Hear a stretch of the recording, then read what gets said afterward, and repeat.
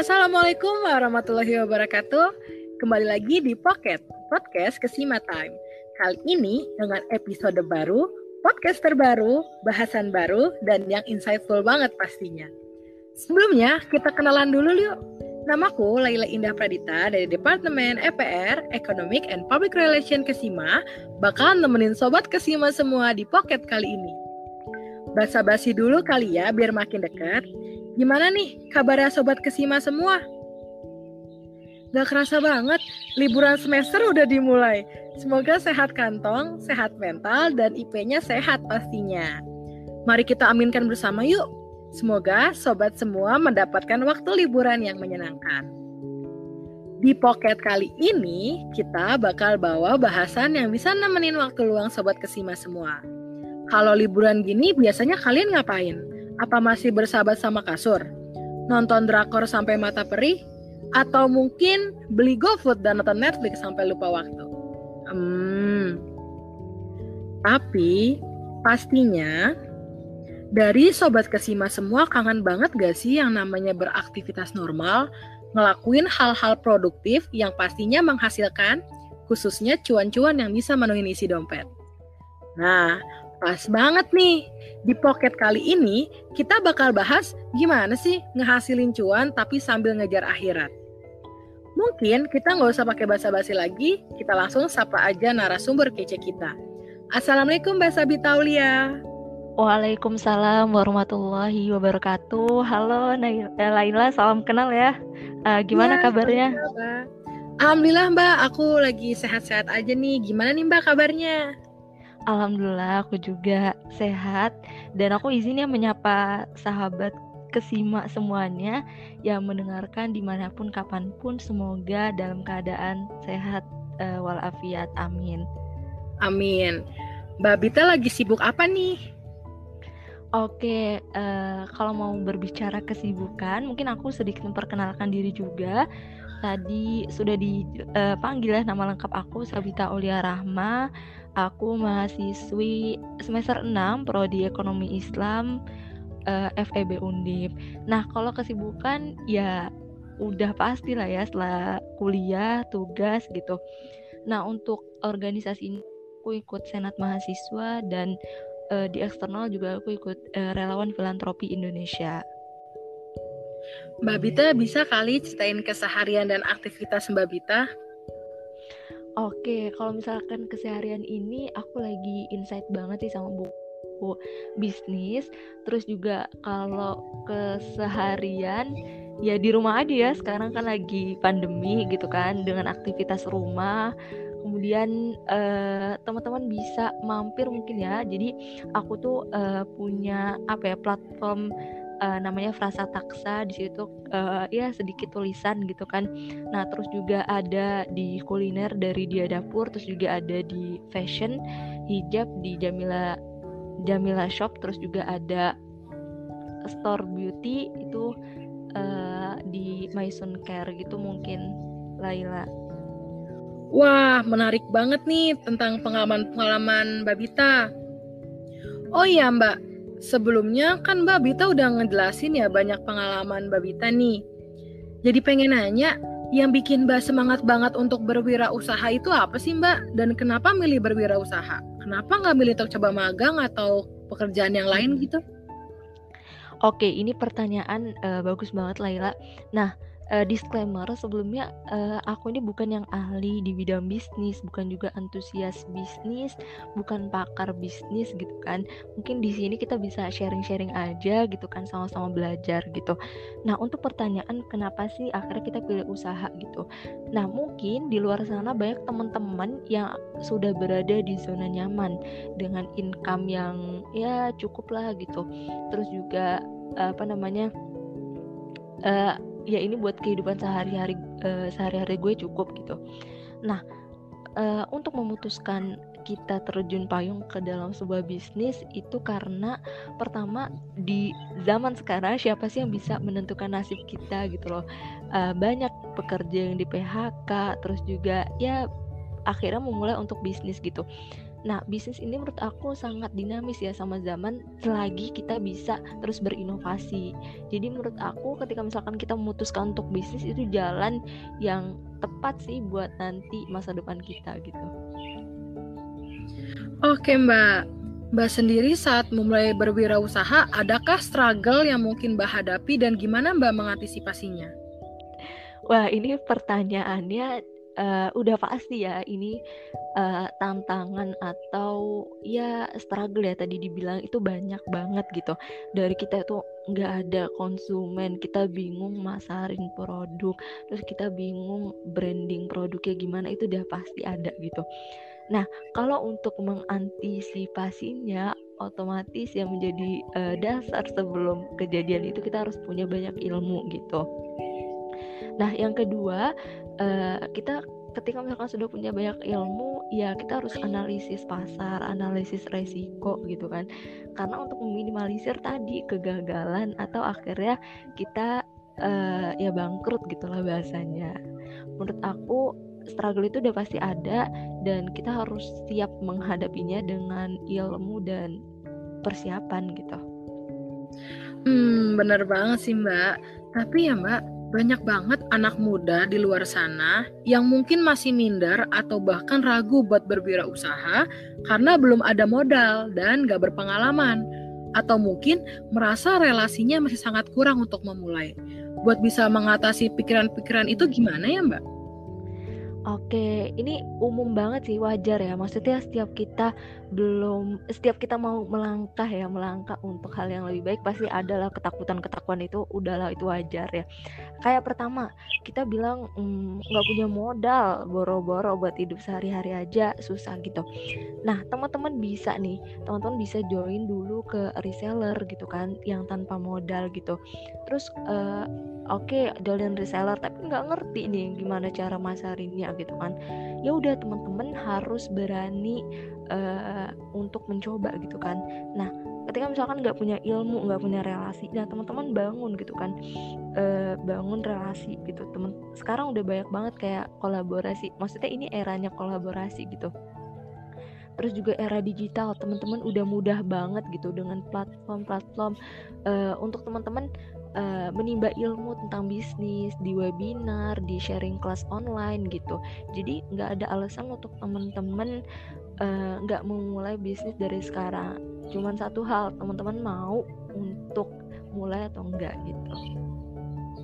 Oke Mbak Sabita, aku jadi tambah kepo nih Mbak. Boleh dong kasih kiat-kiat untuk berani mulai berwirausaha? Oke, kiat-kiat untuk berani memulai bisnis. Yang pertama nih ya, ketika misalkan kita akan memulai bisnis, ini anggap aja bukan bisnis yang kayak bisnis besar ya, ini bisnis kecil-kecilan gitu. Nah, teman-teman harus punya tujuan. Nah, tujuan bisnis kita ini jangka pendeknya apa? Misalkan jangka pendeknya, profit atau income yang harus saya dapatkan 5 juta per bulan gitu. Terus juga ada jangka panjang. Jangka panjangnya saya harus punya punya store atau cabang 10 selama 10 tahun ke depan gitu. Nah, setelah menentukan tujuannya, baru teman-teman analisis resiko, analisis pasarnya seperti apa gitu. Setelah itu teman-teman baru cari mitra gitu kan, cari distributor, produsen untuk bisnis teman-teman. Nah, setelah itu kita bisa bangun sistem internal bisnisnya maupun eksternal baru mitranya gitu. Nah, teman-teman, dari banyak kiat-kiat yang aku mungkin sebutkan tadi, satu hal yang bisa membuat kiat-kiat itu gagal, yaitu teman-teman gak action. Jadi harapannya teman-teman itu berani untuk memulai. Jadi to do action aja dulu, mulai aja dulu gitu. Gak usah banyak babi bu gitu ya. Kalau teman-teman mulai nanti perlahan teman-teman bakal bisa gitu. Jadi learning by doing gitu. Oh iya Mbak Sabita, terkadang kita itu kan karena berpikiran masih belajar dan ingin mencoba, kadang tuh ya masih suka nggak bisa memilih-milih juga jenis usaha seperti apa sih yang diperbolehkan oleh Islam, dan mungkin apa yang sebetulnya harus kita hindari saat berwirausaha. Boleh dong Mbak kasih insight ke kita semua? Oke. ini tentang pilihan lagi ya teman-teman. Jadi ketika kita memutuskan untuk terjun, kita jangan terjun bebas gitu. Kita harus kita harus punya basic ilmunya gitu. Nah, kalau misalkan dalam Islam kita harus tahu ya, kebetulan juga background aku kuliah di ekonomi Islam, jadi kita harus tahu sebenarnya definisi bisnis itu apa gitu. Nah, sorry agak ke distract dengan suara batuk aku. Jadi teman-teman, bisnis itu kita harus pahami bahwa mencari profit itu udah pasti hal yang harus ada di bisnis, mencari keuntungan. Nah, tapi kalau dalam Islam itu kita harus ada yang inline atau digarisbawahi bahwa kita mencari profit yang halal dan thayyib gitu. Nah, jadi teman-teman ketika udah tahu nih basicnya bisnis itu, definisinya seperti ini, saya harus menjalankannya seperti ini. Kemudian ada faktor-faktor yang harus dihindari seperti transaksi yang haram gitu kan, transaksi yang gak jelas gitu. Contohnya gini Laila, misal Laila mau misal Laila mau jualan jus nih, tapi nggak punya modal kan, padahal jus itu jualnya oke. Akhirnya Laila memutuskan untuk jualan jus dengan pinjam uang gitu, pinjam modal gitu kan. Jus itu halal kan? Halal. Ya, masa jual buah apa coba yang haram? Buah huldi kali ya haram gitu. Kan cuman ada di surga gitu. Nah, jus halal. Terus thayyib kan karena dia sehat kan. Terus kemudian Laila ini ternyata dia minjem uang ke bank gitu. Nah, ternyata bank ini itu ngasih pinjaman dengan ngasih bunga sekitar 5%. Nah, itu dia yang menjadi terkadang usaha kita nyatanya ini fine aja gitu loh. Padahal asal muasal dari usaha kita itu ternyata hal yang sangat dibenci Allah gitu loh, riba yaitu. Nah, jadi teman-teman kita harus care banget ya sama kegiatan atau tindakan yang akan kita ambil untuk membangun bisnis nanti gitu Laila. Oke Mbak, kalau menurut Mbak pribadi manfaat dari berwirausaha sendiri di luar menghasilkan cuan itu apa sih Mbak? Oke, menurut aku pribadi manfaat bisnis ya di luar mencari cuan itu pada akhirnya kita akan merasakan bahwa kita berani untuk mengambil resiko. Nah, ketika misalkan kita udah punya keberanian itu, kita akan berani untuk melangkah di fase selanjutnya. Karena gini, fase bisnis itu ada 3 ya. Pertama itu infansi, jadi fase bayi gitu kan. Kita merangkak gitu kan, merangkak bertatih-tatih untuk mengembangkan bisnis kita gitu kan. Nah, kemudian udah tuh merasakan struggle-nya di fase itu gitu kan, dimana nggak punya konsumen, nggak ada yang beli gitu kan. Akhirnya kita berani, ini bukan suatu kegagalan. Akhirnya kita mulai untuk ke fase berikutnya, yaitu fase idealism gitu kan. Jadi fase remaja gitu kan, kita udah bisa nih menghasilkan profit seberapa gitu kan, terus juga udah punya konsumen langganan gitu kan. Nah, kemudian karena keberanian di awal, oh ya saya kan udah berani ke fase ini, masa iya sih nggak lanjut ke fase berikutnya gitu kan. Lanjutlah ke fase maturity gitu kan, jadi fase dewasa dimana kita udah bisa membangun sistem gitu kan. Jadi kita sebagai owner bisnisnya tinggal monitoring aja gitu. Jadi yang aku dapetin, jadi kita tuh berani untuk melangkah lebih jauh gitu. Iya, betul banget nih Mbak. Terima kasih banget nih Mbak atas penjelasan Mbak yang menurut aku sangat banget bagus buat pengetahuan baru kita.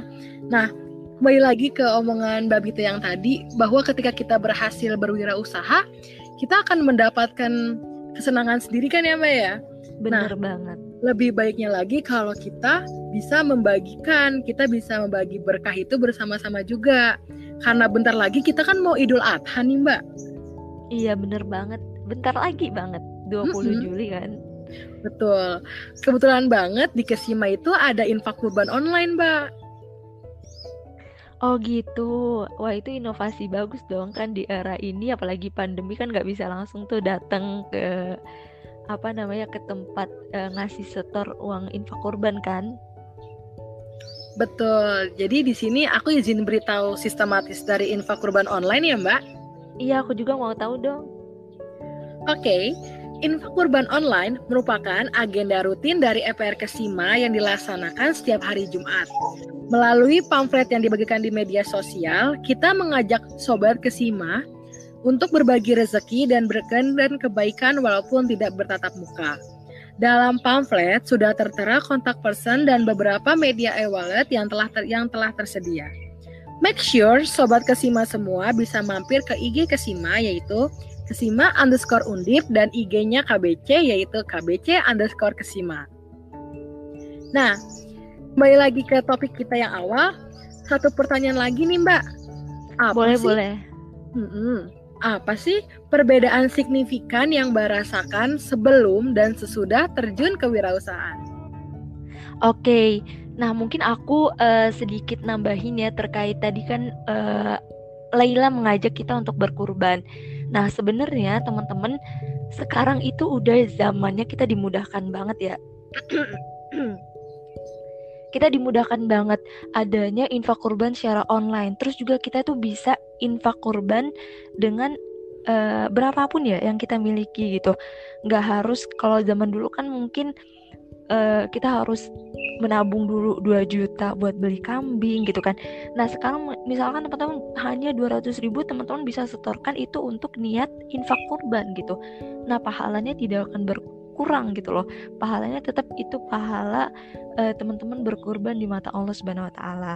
Nah jadi teman-teman jangan sia-siakan ya momen kurban tahun ini. Dengan sedikit harta yang kita punya kita bisa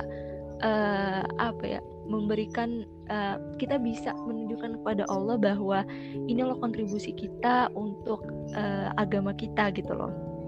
Nah balik lagi tadi Lail ya terkait perubahan atau signifikan sebelum dan saat ini kali ya memulai bisnis. Jadi sebelum itu aku tuh orang yang pemalu banget gitu kan.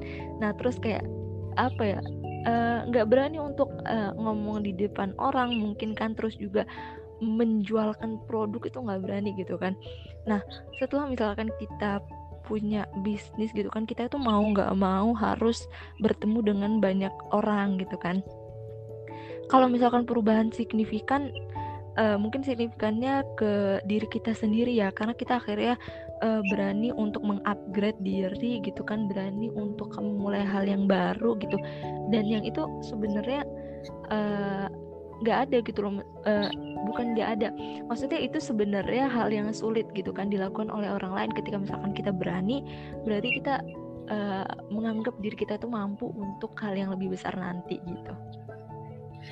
Baik, makasih banget Mbak Sabita atas insight-insight baru dari bahasan kita tadi.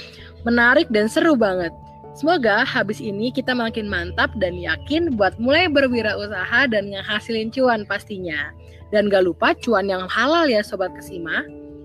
Mungkin takut nih Sobat Kesima sedih buat berpisah sama narasumber kece kali ini. Mungkin Mbak Sabita ingin menyampaikan sepatah dua kata untuk Sobat Kesima semua. Oke, mungkin sekaligus closing statement ya teman-teman.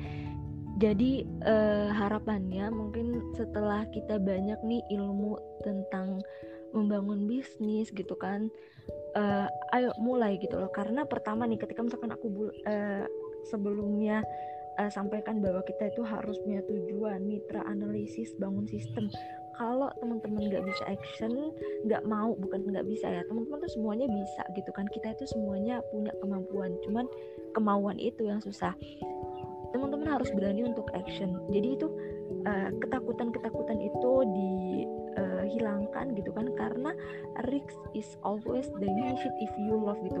Jadi kalau misalkan risiko itu bakal berkurang kalau misalkan kita mencintai hal itu gitu loh.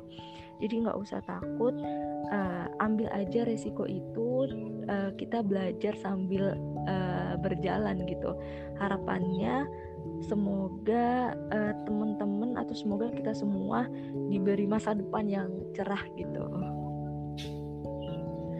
Oke, sekali lagi makasih nih Mbak Sabita atas waktunya, sharing-sharingnya, dan juga Iya, tips-tips yang sudah diberikan. makasih juga Laila udah mau ngundang aku ke Pocket Kesima ini. Mohon maaf juga ya tadi agak ke distract gitu. Semoga teman-teman mendengarkannya tetap enjoy ya. Amin. Semoga Sobat Kesima semua jadi makin semangat lagi untuk melakukan kegiatan-kegiatan produktif khususnya berwirausaha. Karena cuan tuh nggak jatuh dari langit, makanya kita harus perjuangin. Oke, mungkin sekian pocket kita kali ini. See you when I see you, Sobat Kesima semua. Jangan lupa bayar infak kurban ya. Jangan lupa juga bisa main ke IG Kesima dan KBC di Kesima_Undip dan KBC_Kesima buat ikutan infak kurban online.